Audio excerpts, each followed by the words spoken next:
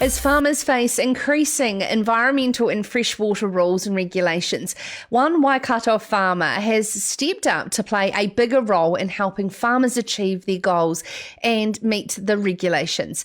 Gerald Pickard reports in this week's Farmers Weekly how Dairy Environment Leaders Forum Chair Melissa Slattery wants to explore ways of getting its members to play more of an active role in the industry as these tighter regulations come into force around freshwater management. And Melissa joins us now. Evening, Melissa. Thank you so much for taking the time to come on to Sarah's Country. Now, can you just firstly set the scene for us around the journey that yourself and your husband Justin have been on at your Te Aro farm in the Waikato? Oh, hi, good evening, and thanks for having me. So Justin and I started the journey at the bottom and went share milking. We've been across the country in Canterbury farming and have returned back to the Waikato. This is our fourth season back in Te Araha.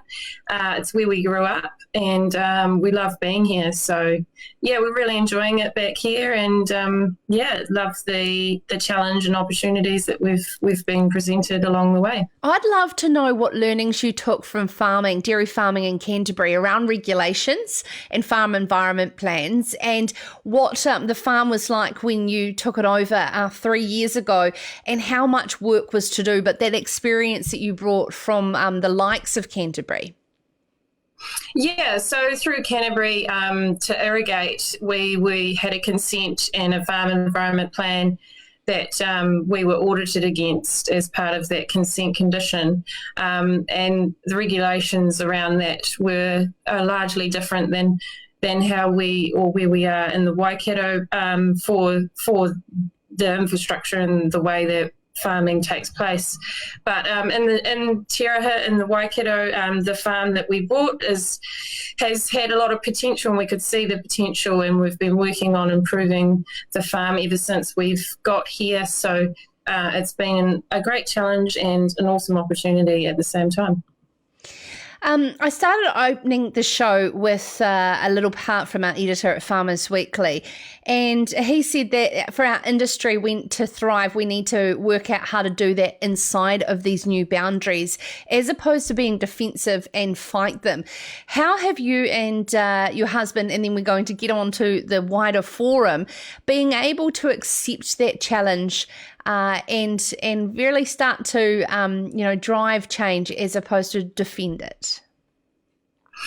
So we see our investment in farming is very long term, and part of that long term vision, we have sustainability and farming practice at the fore. So we're always wanting to learn how we can run our farm within the regulations and where these regulations may take us in the future, so that we can continue to farm and achieve efficiencies around how we farm, and to keep relevant for our future, and also understand where consumers are going with where they want us to farm as well. So keep learning and growing as much as we can.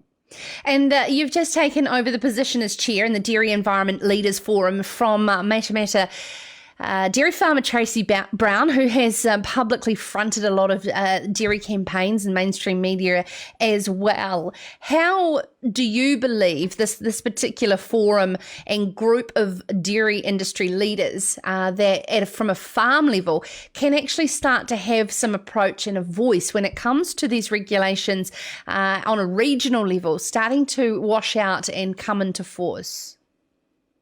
So we have these national level standards through government, especially in the last year, and it's really crucial for us to work with, at a regional level, how they implement these through councils, and how they interpret the national standards, and how we can help create a practical voice for how these are implemented on farm. There's also catchment groups. There's a lot of good studies and information happening on farm, and a lot of dairy environment leaders are taking those challenges on themselves. So we're also going to have the forums and continue to build on those connections with key policy and just keep that motivation going. So, yeah. How do you believe that we can actually work within these regulations when a lot of farmers already have farm environment plans, yet the way that these national freshwater policies statements have come out and standards have come out seem extremely impractical to a lot of farmers, and particularly a lot of anger in the Southland area where each individual region has its own unique challenges. What are the collective dairy environment leaders around the country doing to support each other when they have their own unique challenges? Well, that's exactly it. We are there to support each other, and every different region has its challenges that they explicitly know, and they run on the farms. They know those challenges. They have that practical knowledge. So it's about communicating how that plays out in terms of regulation and keeping those conversations going to achieve those, closing those gaps between what might seem impractical and how we can move forward. So there's great people in Southland and dairy environment leaders that are actively involved in that space. What is your parting advice to those listening and watching to Ceres Country who want to actively get in their community more involved and be less fearful of rules and actually seek to support each other around the learning of how we're going to be able to achieve these challenges collectively?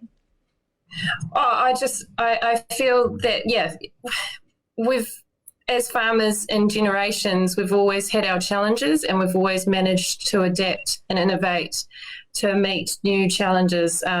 There's a lot of good resources coming out there. Dairy NZ has a number of events coming up to get to know your numbers around emissions and things like that. This Dairy NZ Dairy Environment Leaders Group is also a great way to build connections and have those conversations. Also, be courageous, be bold, and be prepared to have conversations and step outside your comfort zone and talk about these things. We're all learning, we're all on the journey, and we're all going to get to a good space. So I just motivate everyone to, we can do this and we will do this, and we do have good people backing us. So, yeah. Oh, wonderful. Thank you so much. Dairy Environment Leaders Forum's new chair and Waikato dairy farmer Melissa Slattery.